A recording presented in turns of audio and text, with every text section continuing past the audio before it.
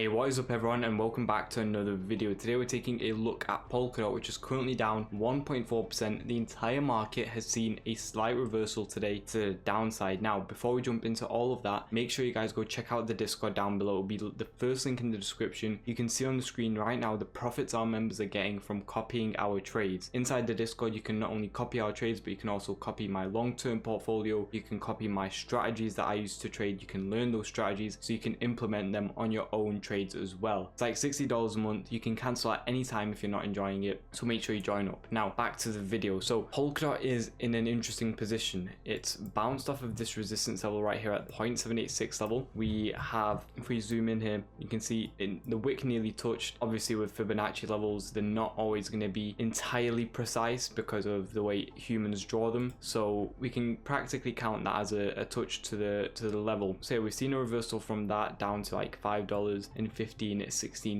The entire market though has seen a crash, and Bitcoin has seen a way bigger crash. If we compare the daily chart, it's lost all of its gains that it had yesterday, whereas if we compare it to some altcoins, ETH still has a few of those gains left. Solana didn't have a green day yesterday. Polkadot still has a lot of those gains left. XRP still has those gains left. HBAR doesn't. So Sui still has a lot of those gains left. So it's sort of pick and choose with a lot of altcoins and which ones are strong and which ones aren't. And surprisingly for a lot of people, Polkadot is actually quite strong right now, even though it has obviously fallen significantly, as have all the other altcoins. Polkadot is still managing to retain a lot of its gains that it has from these upward days. Obviously that can all change if you see this thing right here pump up even higher, which is Bitcoin dominance. Now if you didn't know, Bitcoin dominance essentially controls how altcoins move, and when we see Bitcoin dominance see these huge spikes like we saw here, we will usually see altcoins see these huge drops like we've seen here, and even zooming out, it's way bigger. So yeah, that's what usually happens, and that's what we usually see. But it's the same when it crashes down. When it crashes down, we see altcoins see a slight rally. Now this obviously isn't going to be as much of a rally as this was, simply because of Bitcoin, and Bitcoin hasn't been rallying right now. So it's maintained by Bitcoin and Bitcoin dominance, and if Bitcoin dominance is able to drop and Bitcoin is able to rise, then we'll see altcoins absolutely moon. However, that's not happened yet, and we're going to jump into it in just a second. So when that does happen, we get an alt season, and that's what everybody waits for every single bull run, but we've not had it yet, and it's lagging behind quite a lot this year in this run, simply because of meme coins. And I've said it on a lot of videos, rather than people trying to research utility based coins like Polkadot, Sui,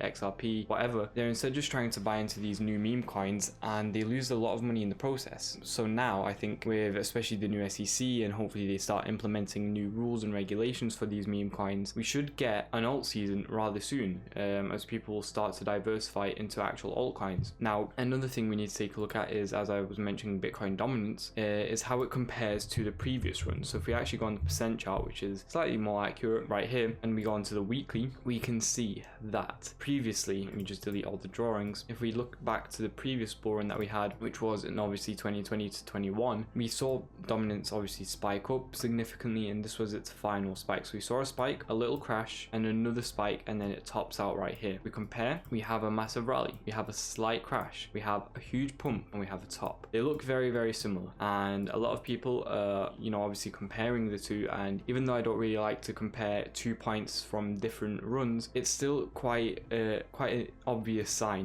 We usually get these huge wicks before a massive reversal. Like if we check here, rather large wick, let me use a pencil tool right here, rather large wick, huge crash down. If we look back, rather large wick, huge crash down, and now we have a rather large wick again, so we should see another crash down, because what wicks show is that sellers are maintaining control. And obviously Bitcoin dominance, there's no buyers or sellers, but this is showing that dominance is losing control, and that we should see a crash down. So if this does happen, we need to break this low in order to head into a downtrend. Again, this can happen quite soon. It might take 4 to 5 weeks, maybe 6 weeks, but we should see a crash down. Once it closes below here, continuation will move downwards, and yeah, hopefully it does drop. Another thing you have to remember as well is, now that there is a lot more altcoins, but there is also a lot of institutional investors investing into Bitcoin, so Bitcoin's dominance is obviously going to be higher than it was in the previous runs like we had in 21 and 22. So the dominance might not drop to the lowest levels that we saw here, simply because there's now institutional players actually buying Bitcoin, and obviously the Bitcoin ETF. So that's one thing to remember.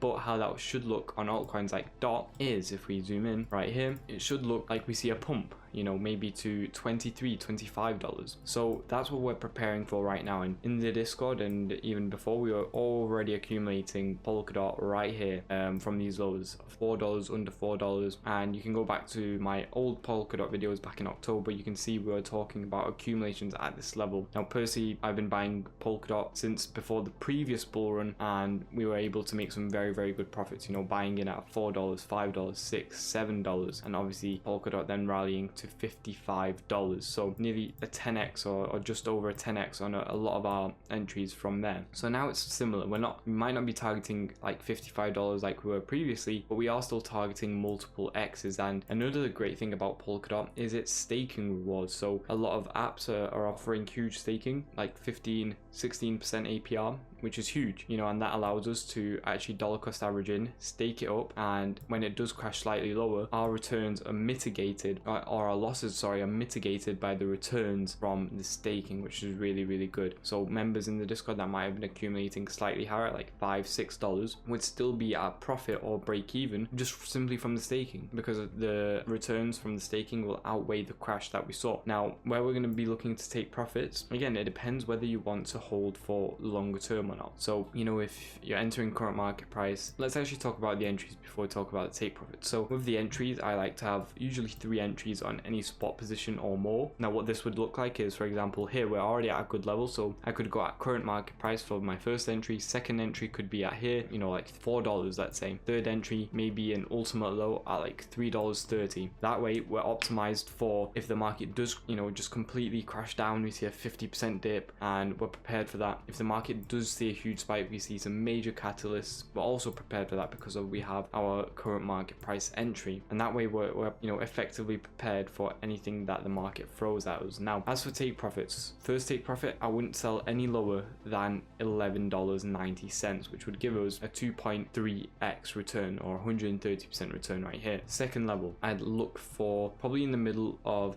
these two areas right here, so maybe around $20 for nearly a 4x or 287% return. And then your third and final level can be an absolute moonshot because you've already taken profit at your first level, you've probably set your stops to, you know, way higher, you might have even taken profit at your second level, and you can just let the trade ride. So you can go for a moonshot at like 40, 50, maybe even $60 if you're, you know, absolutely crazy about Polkadot. So yeah, that's usually the best way to do it. Have 3 entries, have 3 take profits, conservative one, a realistic one, and a super optimistic one. That way you're always going to get the best of all 3 worlds, and I think it's just the smartest way to try investing. Other coins I'm going to be keeping an eye out for this week: XRP, HBAR, you know, all these coins are at a major support level. Really interesting to see what happens there. Sui, another coin performing extremely well. Fetch, another coin at a great support level, still not seeing a major climb. Other coins like Render, Polkadot again, AVAX, really slow mover, but this could perform with some easy trades. Solana, again, not moving as much as it is on a support level right now.